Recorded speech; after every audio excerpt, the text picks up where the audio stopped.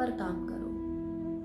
आज आप देखते हैं कि महामारी के आने के बाद लोग जीवन के प्रति ज़्यादा जागरूक हो गए हैं। लोग सत्संग कर रहे हैं, मंदिरों में जा रहे हैं और शारीरिक तौर पर अपने आप पर बहुत ध्यान दे रहे हैं। लोग खाने पीने पर भी बहुत ध्यान दे रहे हैं। जीवन शैली को परिवर्तित करने की कोशिश में लगे हैं। कुछ लोग होते हैं जो बाहरी तौर पर अपने आप को ठीक कर रहे हैं, लेकिन आंतरिक तौर पर लोग अभी भी दूर हैं, क्योंकि आंतरिक जो असर पड़ा है महामारी के बाद, आप देख रहे हैं कम उम्र में भी मृत्यु हो रही है। आज कुछ पता नहीं चल रहा है कब कैसी बीमारी आ रही है, कब किसके साथ क्या घटित हो जा रहा है ना। लोग यात्राएं भी कर रहे हैं, आप सब जगह जाते हैं, भीड़ भरपूर मात्रा में है। चाहे आप अस्पताल के बाहर खड़े हों, चाहे फिर आप मंदिरों के आगे खड़े हों, आप देखेंगे सब जगह भीड़ भरपूर मात्रा में है।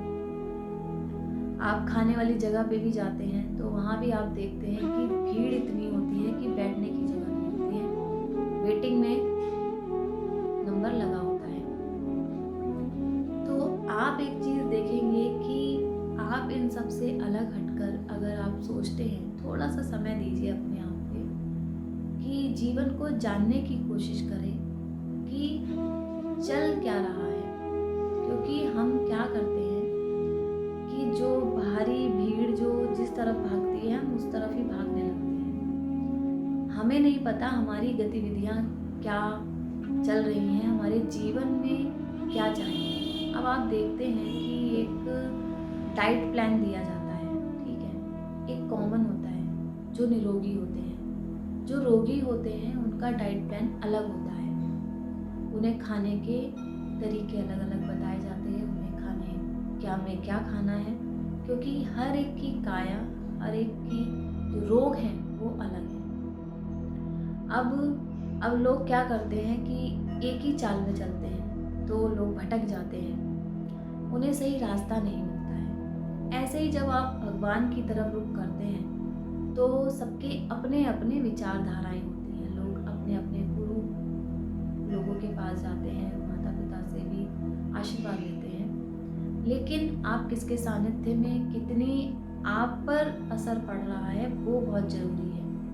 आप मंदिर जाएं, गुरुओं से आशीर्वाद लें या फिर आप माता पिता से आशीर्वाद लेते हैं, लेकिन उसका प्रभाव आपके ऊपर कितना पड़ रहा है वो बहुत महत्वपूर्ण है। अब आप योग कर रहे हैं, लंबे समय से योग कर रहे हैं और आप पर उसका प्रभाव नहीं पड़ा, तो आप वहीं रुकें और जानने की कोशिश करें कि मेरे शरीर को, मेरे मन को क्या और किस चीज़ की आवश्यकता है। हम करने में लगे हैं, एक भेड़ चाल चलती है ना, उसमें हम चलने लगते हैं, लेकिन हम रुकें और समझें जीवन क्या है।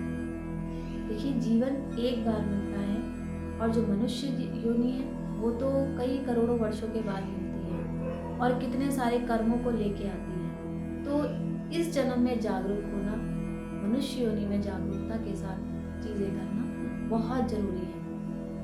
अब लोग कहते हैं कि देखिए, मैं एक सरल शब्दों में एक लाइन कहूँगी कि जानते हैं सब लेकिन मानते नहीं। सबको सारी ज्ञान सबके पास है, भरपूर मात्रा में है। लोग जानते हैं भगवान नाम से आप भक्ति को प्राप्त करेंगे, अध्यात्म को प्राप्त करेंगे, मोक्ष को प्राप्त करेंगे, अच्छा खाएंगे और अपने ऊपर ध्यान देंगे तो सब कुछ अच्छा होगा।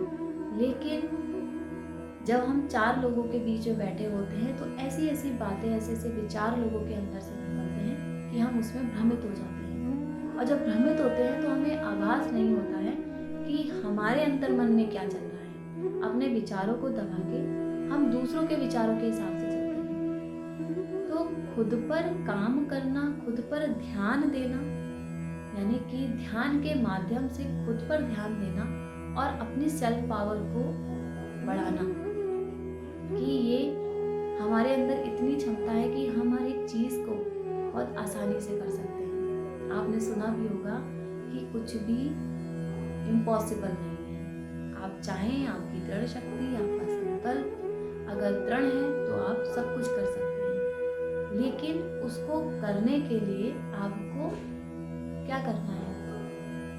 खुद पर काम करना है। भक्ति के द्वारा आप परमात्मा को प्राप्त कर सकते हैं। विराजमान है।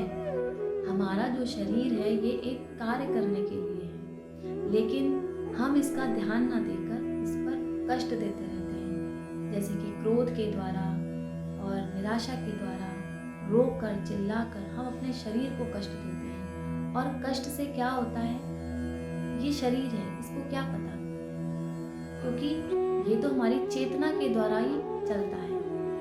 तो हम जैसा चलाते हैं वैसे ही चलता है, तो हमारे विचारों से चलता है। तो जब विचार अच्छे होंगे, सकारात्मक विचार होंगे, तो हर एक चीज़ अच्छी होगी। इसीलिए ध्यान और जागरूकता बहुत ज़रूरी है जीवन में। अब हम दृष्टि से देखते हैं पर वो जागरूकता नहीं है हमारे अंदर। हम वो चीज़ देख रहे हैं लेकिन उसकी गहराई को नहीं समझ पाते हैं, तभी उलझ जाते हैं। अब लोग बहुत कुछ बोल के चले जाते हैं अपने शब्दों के द्वारा। शब्दों में उलझकर हम क्या करते हैं, अपने आप को समाप्त कर देते हैं। अगर एक बर्तन है और उसको ढक दिया जाए तो वो अंदर जो विचार हैं वो अंदर क्या होते हैं, लंबे समय के बाद खराब होने लगते हैं। लेकिन जब आदान प्रदान होता है, जब हम ढक्कन खोलते हैं तो उसमें एक अच्छी वायु जाती है, ठीक है ना। तो इसी तरीके से हमारा मस्तिष्क है जिसमें विचारों का आदान प्रदान चलता रहता है, लेकिन हमें कैसे उसको स्वच्छ रखना है, अच्छा रखना है, वो हमारे ऊपर है।